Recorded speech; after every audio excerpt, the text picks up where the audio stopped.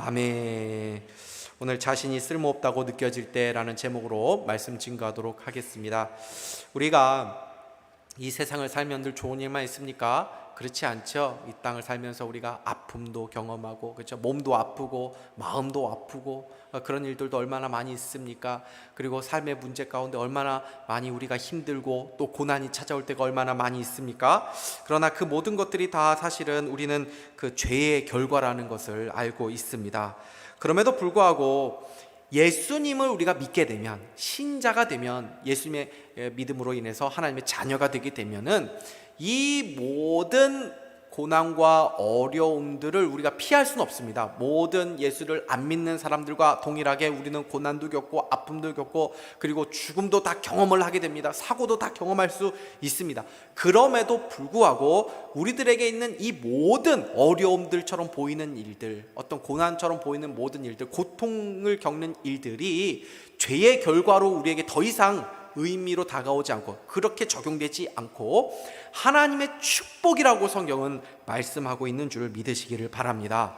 그런 의미에서 아기로 태어나서 소년기를 거치고 청소년기, 아기도 힘듭니다. 아기도 얼마나 괴로운지 모릅니다. 맨날 그때마다 주사 맞고 맨날 울고 막 그러지 않습니까? 청소년기 애들은 막 너무나도 막 힘들지 않습니까? 사실은 청소년기 거치고 또 이제 또 청년이 되고, 청년들도 힘들죠. 결혼하면 또 결혼 나름대로 힘들고, 출산 육아 힘듭니다. 그리고 또 중년, 노년, 그리고 죽음으로 가는 이 모든 삶의 여정 속에 희로애락이 담겨 있지만, 하나님 믿는 하나님의 백성들에게는 그 삶이 모두 다 축복이 되는 것이고, 그 안에 하나님을 위해 살아갈 수 있는 그 어떤 유의미함과 가치와 목적이 담겨 있음을 우리는 믿어야 하는 것입니다. 오늘 본문은 다윗이 노년기에 쓴 시로 그렇게 추정이 됩니다. 9절을 보시면 이렇게 되어 있죠. 늙을 때에 나를 버리지 마시며 내 힘이 쇠약할 때에 나를 떠나지 마소서. 오늘 본문 18절에도 하나님이 내가 늙어 백발이 될 때에도 나를 버리지 마시며, 이런 고백들을 보면은 다윗이 지금 많이 늙어서 이제 노년이 된 때에 이 시를 적구나 하는 것을 우리가 알게 되는 것입니다. 여기서 우리가 알 수 있는 것이 무엇입니까? 위대한 믿음의 사람 다윗조차도 노년기를 맞이하면서 어떤 두려움을 느꼈다는 것을 알 수 있죠. 버림받는 것에 대한 두려움, 자신이 이제는 쓸모 없어진 것 같고 가치가 없어진 것 같은 마음이 들면서 더 이상 사람들에게 환영받지 못하는 존재, 뭔가 부담을 주는 존재처럼 내가 이제는 된 것 아닌가 하는 그런 두려움이 느껴졌다라는 것입니다. 여러분, 다윗이 누구입니까? 군대에 징집되지도 못하는 그 어린 소년 시절에 골리앗과 싸워가지고 골리앗을 무찌르고, 그래서 이제는 이스라엘의 영웅이 되어가지고 이 소년 목동이었을 때 그 알지도 못하는 그 다윗이 그 일국 이스라엘이라는 나라의 왕이 되고, 또 다윗이 이스라엘의 왕이 되면서 사실 이스라엘이 최전성기를 구가하게 되지 않습니까? 이런 입지전적인 인물이 다윗 아닙니까?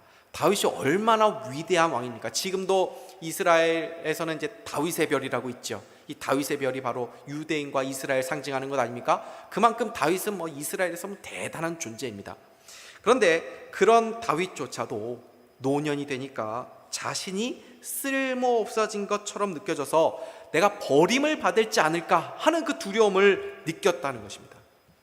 남들이 다 인정해주고 칭찬해줄 때 그때는 자신이 뭔가 가치 있는 존재라고 느끼기 쉽죠. 나름대로 어떤 사회적인 위치가 있고 내 말 한마디에 뭐가 이제 움직이는 것 같고 힘이 있고 막 이럴 때는 자신만만하고 내가 좀 뭔가 살아있다라는 것을 느끼게 됩니다. 그러나 언젠가 모든 사람은 능력이 사라지고 몸의 힘도 약해지고 이제 뒤로 빠져야 될 때가 오게 되는 것입니다. 그러면 젊을 때의 자신감도 잃어버릴 수 있고 겁이 이제 점점 생겨나게 되죠. 예전에는 겁이 없었습니다. 막 아무거나 막 뭐든지 해도 다 될 것 같은 자신만만했습니다. 근데 이제 겁이 생기기 시작합니다. 뭘 시도하는 것이 두렵습니다. 힘이 빠지고 늙어간다는 것은 죽음을 가까이 이제 느끼게 된다는 것을 뜻하는 것입니다. 그래서 노년의 가장 큰 두려움 중에 하나는 바로 이 죽음입니다. 늘 죽음이 가까이 있다는 것을 생각하면서 살아가게 되는 것이죠.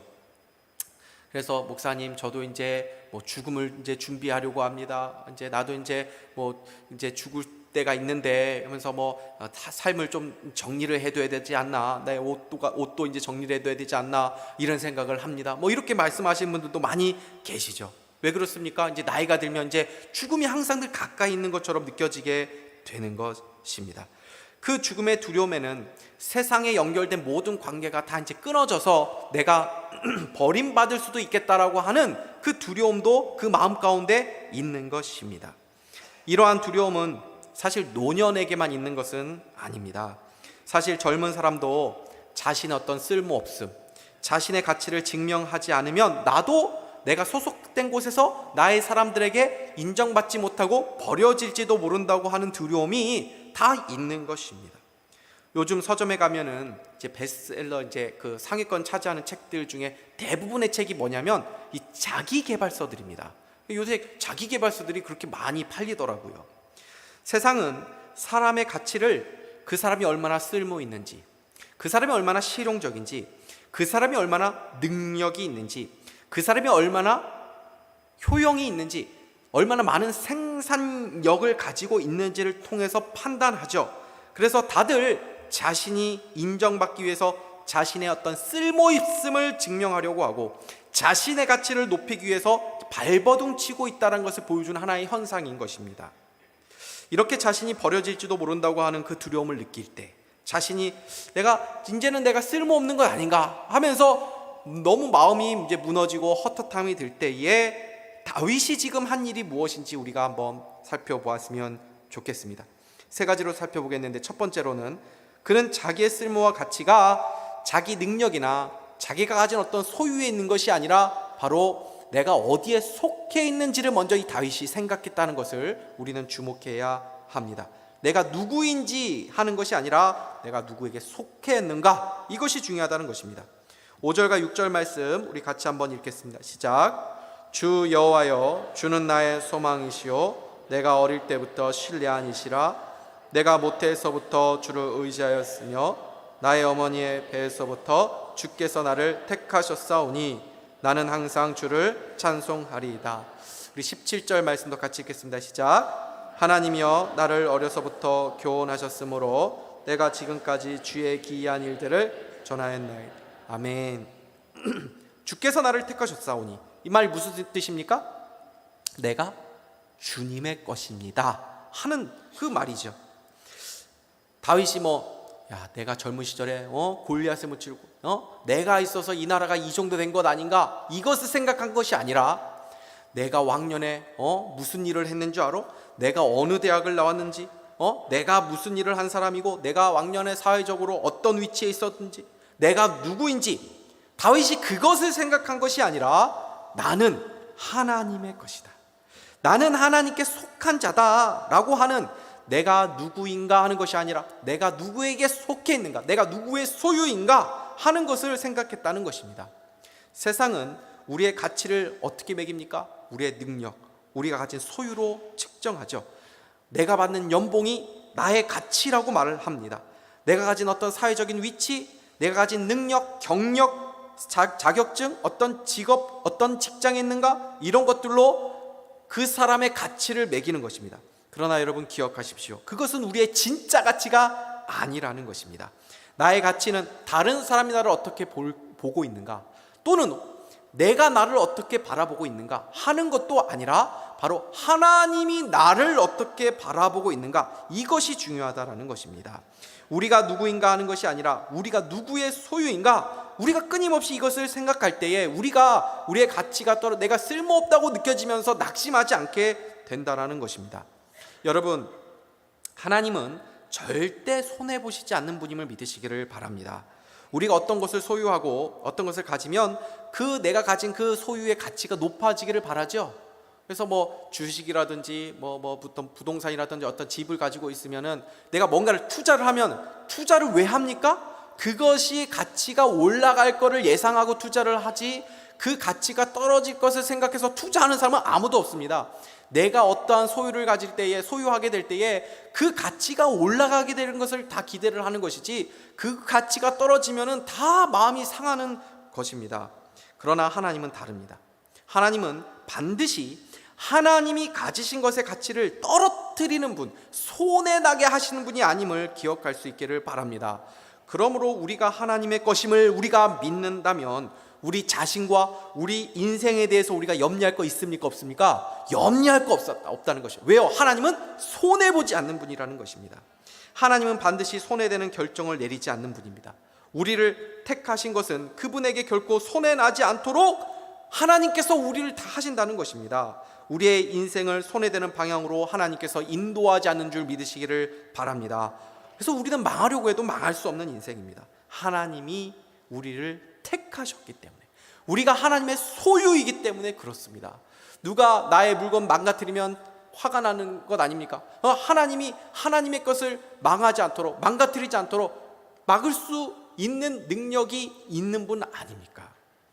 하나님이 우리를 언제 택하셨습니까? 우리가 가치 있을 때, 우리가 어떤 쓸모가 있을 때, 우리가 어떤 능력이 있을 때, 얘는 나에게 도움이 될 것 같다, 뭔가 도움이 되는 것 같이 느껴질 때에 하나님이 우리를 택하신 것이 아닙니다. 하나님은 우리가 쓸모 있기 때문에 우리를 택하시고 우리를 사랑하시는 것이 아닙니다. 하나님께서 우리를 사랑하시는 유일한 이유가 무엇입니까? 바로 하나님이 우리를 사랑하시기로 결정하셨기 때문이라는 것입니다. 그렇게 우리가 쓸모가 있어서 더 사랑받는 것도 아니고 쓸모가 없다고 해서 덜 사랑받도 아닙니다. 그분은 한결같이 늘 다함없는 사랑으로 우리가 어떤 모습이다 하더라도 우리를 사랑하시고 우리를 늘 붙잡아 주시는 분임을 믿으시기를 바랍니다. 이것이 바로 우리 아버지 하나님의 사랑입니다. 다윗은 자신이 쓸모없다고 느껴질 때, 세상 사람들에게 내가 이제 버림받는 거 아니야 라고 느껴질 때, 사람들이 나를 이제 예전같이 저렇게 대하지 않네, 나를 무시하네, 이렇게 생각할 때에 이 하나님의 사랑을 바라보면서 하나님이 자신에 대한 얼마나 그 큰 가치를 주고 계신지에 대해서 깨달으면서 자신의 가치가 하나님의 가치라는 것을 기억하면서 다시 바라보고 있다는 것입니다. 둘째로, 노년의 다윗이 두려움 가운데 있을 때, 또는 자신이 더 이상 쓸모없는 존재라고 느껴졌을 때에 다윗이 한 일은 바로 다윗의 소망을 하나님께 두었다는 것입니다. 오늘 본문에 이 소망이라는 단어가 2번 나오는데 5절과 14절입니다. 우리 같이 한번 읽겠습니다. 시작. 주 여호와여, 주는 나의 소망이시오니 내가 어릴 때부터 신뢰한 이시라. 14절도 같이 읽겠습니다. 시작. 나는 항상 소망을 품고 주를 더욱더욱 찬송하리이다. 자신의 힘과 능력이 쇠하여졌을 때, 쓸모없게 느껴졌을 때 다윗이 한 일은 소망을 하나님께 두었다는 것입니다. 다윗 하나님이 어떤 분이십니까? 신실하신 하나님입니다. 그래서 시편 71편에는 하나님의 의라는 단어가 5번 반복되어 나오고 있습니다. 무슨 말입니까? 하나님은 의로운 분이라는 것입니다. 의로운 분이라는 말은 좀 더 쉽게 얘기하면 하나님은 신실한 분이라는 것입니다. 하나님이 신실한 분이라는 말은 무엇입니까? 우리식으로 지금 표현을 얘기하면 하나님은 의리가 있으신 분이다, 이 말입니다. 하나님은 배신하지 않는 분이다 라는 것입니다. 끝까지 우리를 떠나지 않으시고 하나님께서는 우리에 대한 약속을 끝까지 이루시는 분이다, 이 의미입니다. 그렇기에 다윗은 그 하나님을 바라보면서 지금까지 은혜 베푸신 하나님께서 비록 내가 이제는 늙고 병들어 쓸모없어질지라도 자신을 결코 버리지 않으실 것이고 끝까지 붙잡아 주실 것이라는 것을 다윗이 지금 다시 믿는 것입니다. 근데 여기에 신앙의 역설이 있습니다. 자신의 힘이 약해질 때, 나의 가치를 더 이상 세상에 증명하지 못할 때, 오히려 그때가 하나님께 더 소망을 두고 하나님을 더 의지하는 복을 누리게 된다는 것입니다. 14절을 다시 한번 보십시오. 이렇게 되어 있죠. 나는 항상 소망을 품고 주를 더욱더욱 찬송하리이다. 더욱더욱 와닿지 않습니까? 다윗이 힘들어지니까, 힘이 빠지게 되니까, 자신이 버려질 것처럼 느껴지는 그러한 상황이 되니까 하나님을 또 어떻게 한다고요? 더욱더욱 생각하고 의지하고 찬양하고 있다라는 것입니다. 이것이 바로 약할 때의 축복입니다. 나이가 들면 세상에서 소중하게 여겨지던 것들을 하나하나씩 잃어버리는 경험을 하게 됩니다. 자신을 가장 사랑해주고 늘 지지해주고 자신의 편만 되어주었던 가장 사랑하는 부모님을 잃는 경험도 하게 됩니다. 가장 힘이 되었던 인생의 동반자였던 배우자를 잃는 아픔을 경험할 수도 있습니다. 젊었을 때 가졌던 능력도 사라지게 됩니다. 예전에 열심히 배웠던 지식과 경험들이 이제 시대가 바뀌니까 참 소용이 없어진 것을 경험하게 되기도 합니다. 몸의 기능도 떨어집니다. 그러나 이러한 약해짐이 신자들, 우리들에게는 강함이 되고 축복이 된다는 것입니다. 왜 그렇습니까? 우리는 약해져 갈수록 하나님을 더 간절하게 의지하고 바라보게 되기 때문이라는 것입니다. 어르신들에게는 참 죄송합니다. 이해를 하시고 좀 들어주십시오. 얼마 전부터 가까이에 있는 게 잘 안 보이는 것입니다. 병원에 갔습니다. 의사 선생님 말씀합니다. 네, 이제 노안이 시작된 것입니다. 대수롭지 않게 이렇게 말씀을 하시더라고요. 뭐 이제 그럴 때가 됐어요. 멀리서 보시면 됩니다. 안경 벗고 보시는 것이 더 편할 겁니다. 너무 무심하게 말씀하시니까 좀 제가 서운하더라고요. 얼마 전에 이제 무릎이 아파서 병원을 갔습니다. 의사 선생님이 또 말씀하십니다. 무릎이 이제 좀 닳아서 그래요. 앞으로 가끔씩 그럴 거예요. 아껴서 쓰세요. 이 당황스럽더라고요. 저보러 아껴서 쓰랍니다. 근데 이내 이런 생각이 들더라고요. 감사하다. 왜 감사합니까? 성도님들을 제가 훨씬 더 많이 이해하게 되더라고요. 예전에는 무릎이 이제 아프신 우리 어르신들이 계단을 이제 옆으로 내려가시는 걸 보면서 아프시면 저렇게 옆으로 내려가게 되나 보다 했는데, 제가 직접 해보니까 정말 옆으로 내려가는 게 편하더라고요. 내려가는 이 내리막길이나 계단이 무섭더라고요. 이 계단이 왜 이렇게 많은 것인가, 이런 생각이 드는 것입니다. 머리가 아니라 몸으로 이제 이해가 되는 것이죠. 나이가 들어간다는 것은 계속 상실과 내려놓음을 경험하는 과정입니다. 건강했던 몸이 이제 이상이 생기죠. 이제는 뭐 완치라는 것이 잘 없습니다. 적응해가는 문제가 계속 생기게 되는 것입니다. 앞으로 계속 아픈 곳이 생기겠죠. 그러다가 더 이상 뛸 수 없는 날도 오겠지요. 걸음걸이가 느려지는 날도 올 것입니다. 그러다가 집 밖에 나가지 못하고 누워 지내는 날도 오게 되지 않겠습니까? 그러나 이 모든 과정은 하나님께서 우리가 힘이 쇠어가면서 더욱더 천국을 사모하고 하나님을 의지하고 그 천국을 준비할 수 있는 과정으로 만들어 놓으신 것입니다. 힘이 있으면 하나님 생각 잘 못합니다. 천국 묵상 잘 못하게 됩니다. 노년의 때 하나님의 나라를 더 분명하게 의식하며 살아가는 시절입니다. 그래서 영성이 더 깊어져가는 시절입니다. 그리스도인들은 나이가 들어갈수록 몸은 더 약해져 가도 속사람은 날로 새로워가는 존재인 줄 믿으시기를 바랍니다. 사단은 노년의 시절이야말로 가장 약한 시절이다라고 말합니다. 아무 쓸모없는 인생이라고 속삭일 수 있습니다. 그러나 그렇지 않습니다. 노년의 때 영혼은 더 풍성해지고 강건해진다라고 성경은 말씀합니다. 시편 92편 12절에서 12절 말씀 우리 같이 한번 읽어보도록 하겠습니다. 시작. 의인은 종려나무같이 번성하며 레바논의 백향목같이 성장하리로다. 이는 여호와의 집에 심겼으며 우리 하나님의 뜰 안에서 번성하리로다. 그는 늙어도 여전히 결실하며 진액이 풍족하고 빛이 청청하니 여호와의 정직하심과 나의 바위 되심과 그에게는 불의가 없음이 선포되리로다. 아멘. 성경이 말하는 노년이 맺는 열매는 세상에서 생각하는, 세상에서 보는 그러한 열매, 어떤 결과물들을 말하는 것은 아닙니다. 영적인 열매, 보이지 않는 그 속사람의 열매와 성장을 말하는 것입니다.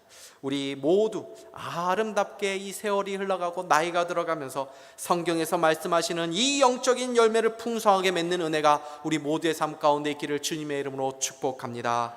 마지막으로 노년에 다윗이 끝까지 붙잡은 것이 있었다면 그것은 바로 사명이었다는 것입니다. 18절 우리 다시 한번 같이 읽겠습니다. 시작. 하나님이여, 내가 늙어 백발이 될 때에도 나를 버리지 마시며 내가 주의 힘을 후대에 전하고 주의 능력을 장래 모든 사람에게 전하기까지 나를 버리지 마소서. 아멘. 사단은 은퇴하고 이제 노인의 때가 되면 이렇게 속삭입니다. 그동안 일 많이 했잖아. 자식들을 위해서 고생도 많이 했잖아. 이제는 좀 쉬도록 해. 이제 인생을 즐겨. 조금이라도 체력이 남아있을 때, 힘이 있을 때 세상을 즐기는 거야 라고 세상에서 이렇게 막 얘기를 하지만 세상에서 우리가 쉼을 누리는 것이 나쁜 것은 아닙니다. 문제가 무엇입니까? 우리가 살아있는 한, 우리가 살아있는 동안에는 아직 나에게 늘 사명이 있구나라는 것을 잊어서는 안 된다라는 것입니다.